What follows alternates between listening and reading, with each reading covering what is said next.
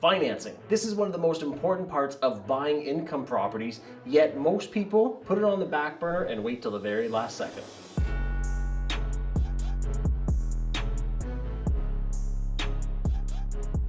Hey, I'm Investor Dave, and today we're going to be talking about the importance of financing and what you should be doing the second you have a deal under contract. But first, before we get into the fun stuff, please subscribe to the channel, like it, and hit the bell to get notified so every time we go live or drop another video, you'll be in the know. Today we're going to be going through 5 different parts of financing that I think are very important for you as a real estate investor.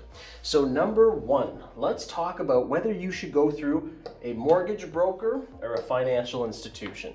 Now this is going to be a personal choice.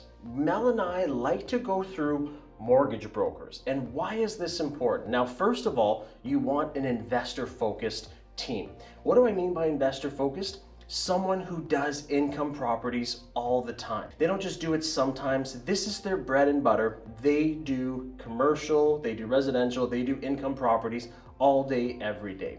And the same with the financial institution. You don't want to just walk into your neighborhood bank and hopefully they understand income property. So whatever one you do end up choosing, make sure that they are investor focused. Now the reason why Mel and I do pick mortgage brokers is because I think it's the best bang for the buck. What I mean by this is you go to them, you create a file, a portfolio with them, and then now they apply to a whole whack of other financial institutions on your behalf. So if you were to do the same amount of work, you would have to go to, let's say, 5 or 10 different financial institutions, create a file with them, provide the paperwork, get the ball rolling. Instead, save time and leverage your time. Why don't you do this through a mortgage broker who can then save you time, save you effort, and go apply to a bunch of different financial institutions, a bunch of different credit unions, private lenders, private investors, mortgage investment corporations on your behalf while you're looking at other real estate deals. So the first thing that you'll need to decide is whether or not you're going to decide to go through a mortgage broker or directly through a financial institution. To each his own. I'm just letting you know we go through mortgage brokers. Number 2, let's talk about income. Now this is going to apply to people that are full-time employees, whether you're self-employed, you run your own business, if you're a contractor. I'm going to go over a bunch of different scenarios here so that it touches on anything that applies to you. Now you're going to need to provide them identification, right? So your driver's license, your passport, proof of age, that is kind of a no-brainer. I just wanted to make sure to say it in here.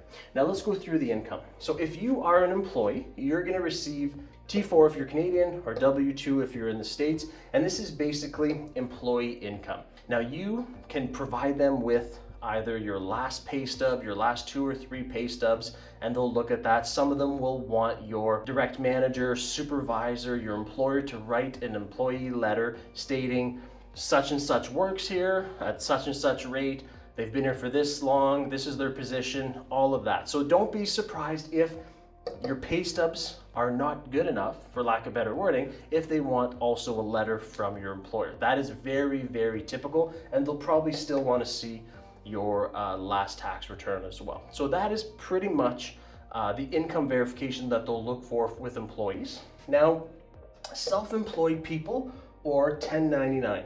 That's in the States, those are contractors. So if you're a self-employed person or you're a contractor, they are going to want to see probably minimum at least your last 2 to 3 years of tax return. This would be considered your notice of assessment. They want to see what income you reported to the Canada Revenue Agency or the IRS, right? So they're going to take that income that you reported to the government as your annual income, and that is what they are going to base their numbers off of for financing. Now, something else with the income, miscellaneous. This could be a variety of different things.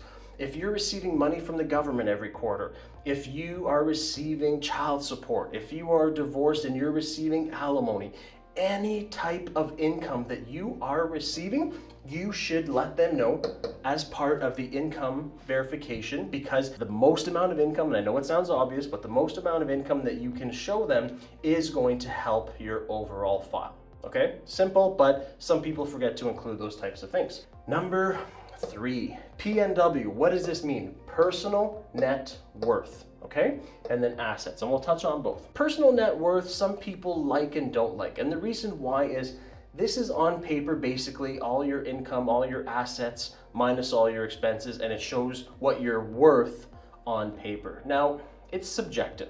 And the reason it's so subjective, and I'm going to be taking this from a book, obviously, that I read, and a lot of you have read, is Rich Dad, Poor Dad. And when he talks about personal net worth, he literally says, take that $1,000 set of golf clubs you just bought yesterday. The second you walk out the store, they're now worth what, $500, $600? But you're still gonna put that $1,000 that they're worth on your PNW, although, is it really worth that? So this is where PNWs come subjective, because it's almost more opinion as opposed to matter of fact, okay? Now, assets. This is truly ins and outs. So assets, when you're looking at on your PNW, it'll be how many buildings do you own, what are the mortgages on it, and that's pretty clear. So let's say you have assets. Let's just take one income property and I'll make up some numbers. Let's say it's a $1 million building, okay? So on paper, you would put under assets, $1 million is what it's worth. And now your liabilities would be, let's say you owe $500,000 on it, you have $500,000. So you would put $1 million is what it's worth, $500,000 is what I owe on it. So that would be $500,000 of equity that you would have in that building. So this is going to be important as well in your personal net worth and in verification for the mortgage brokers or the financial institutions. Number 4, property. Ins and outs. Okay, what do I mean by this? If you own property, whether it's your primary residence or it's income properties, they are going to want to see details on that property. Now, what is this going to look like? Who owns it? Do you own it personally? Do you own it with someone else, right? If you own it in a corporation or an LLC or some sort of entity, who owns that with you? Who has shares? When did you buy it? All of that information, right? They're going to want to know who literally controls the asset and who purchased it for how much, when. Now, the ins and outs. So on an income property, pretty standard, right? If it is an actual rental property, income property, there will be ins, which is the rent coming in, right? Pretty simple. But just don't forget, if it is an actual income property, there's going to be rent. There might be laundry. There might be parking. There might be storage. Whatever type of income you're receiving on that income property, make sure to include it in the ins. Okay? If it's your primary residence, there's not necessarily ins coming in. It's mostly you paying the mortgage. Now, the outs. Whether it's your primary residence or an income property, the outs are important. They're going to want to know how much you're paying for the mortgage, how much your heat, how much your electricity, how much your water, your taxes, your insurance, all that stuff. They are going to want to know, because they're going to want to see how much is going out for that property, because they're going to be calculating your total debt service ratio, your total debt to income, or you might go to asset-based lenders that will look more at the asset itself, but that's a whole other video to get into. So yes, just always make sure to have all the ins, all the outs included. That way they can truly do an assessment of the properties that you own. And if you don't own any properties, if you're renting, they're going to ask that as well. Hey, please provide me the lease. How much are you paying in rent? How long have you been there, right? Are there any issues with the landlord? Are you have rent owing? All of those, they're going to want to see if you're renting. Information to the lawyer or attorney or escrow.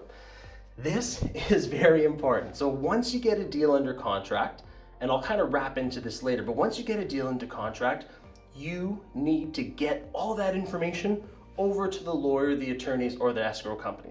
And this will depend, or notaries as well. This will depend which province you're in or which state you're in. They'll have different legal representatives that do different jobs, okay? So just take this as sending it over to the legal representative that will be helping you close this deal. They need the agreement for purchase and sale. They need to see the accepted offer so they can see price, closing date, conditions, anything else, because they're going to have to start the process in contacting the municipality, the jurisdiction. They're going to have to create a file on this, and the sooner you can get this information to them, they'll be happier with you if you give them more time as opposed to less time, which will end up costing you less money. If you go to a lawyer, an attorney, and you say, hey, I'm closing a deal in 2 weeks, they might say, A, we can't help you, or B, okay, we'll be able to help you, but you're going to pay for it, right?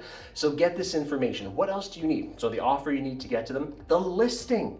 This is important. They're going to want to see the listing, and not just them, the financial institution is going to want to see the listing as well. And let's make up a scenario. If you have a property that's listed for $500,000, and all of a sudden you have an accepted offer for $800,000, and I'm exaggerating here to prove a point, the financial institution is going to want to know what's going on. Same with the lawyer's office. They're going to say, hey, why the discrepancy? You'll have to have an answer, whether it's a bidding war or what's happening. And again, this is going to be all backed up by appraisals. Anyone can buy a building for whatever price they want, but if the appraisal doesn't come in justifying the price, it's a moot point. Proof of funds. This is something that the lawyers and attorneys might be asking for on behalf of financial institutions or mortgage brokers. So you could put that in both number 1 and number 5. Proof of funds.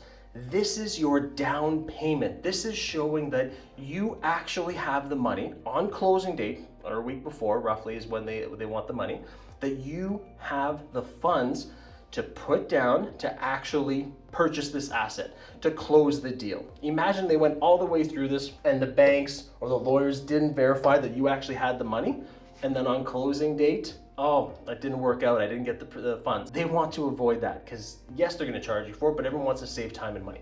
So proof of funds is something you're gonna need to provide. Typically, on average, I've seen anywhere from 90 days, right? The bigger banks, the bigger A lenders, they'll want probably 90 days or so. I've seen 60 days, I've seen 30 days. Typically, the private lenders, private investors, the mix, the mortgage investment corporations or companies, they're a little bit more flexible, right? They're more asset-based lending. They're okay looking 30 days ahead just to make sure, hey, they've got the money, they'll close the deal, it's worth our time to invest into this property. So do not be concerned when they say, hey, we need to see proof of funds. And most of the time, they're gonna ask you, where did you get that money? So make sure you have the answer to that as well. Always be honest and never lie. So like I was saying before, I wanted to come full circle and I wanted to chat about why is this important to have all 5 of these ready and set to go for financing when you get an accepted offer. So most investors, they get so excited on finding the deal, negotiating it, cash flow, how much they're gonna make from it, and then they get that accepted offer and now they take their time. They think, I've got time. No, as soon as you have that accepted offer, this should now be your mission, your duty to get this information out to the mortgage broker, the financial institution, the lawyers, the attorneys, so that they can get the ball rolling. And this is what I mean by investors put financing on the back burner, and this is something that kills a lot of deals because it's a whole moving section. It's not just you, it's not just the bank, there's gonna be appraisers, there's other lenders, there's other institutions dealing with all this. So you have to get started ASAP as soon as you have an accepted offer. So there you go, there's my spiel, there's my rant on financing. If you like what you saw in this video and you like how I explain things, make sure to check out the next video. And make sure to comment below if you like what I said or didn't like what I said. We personally answer every single comment. So again, Investor Dave, out.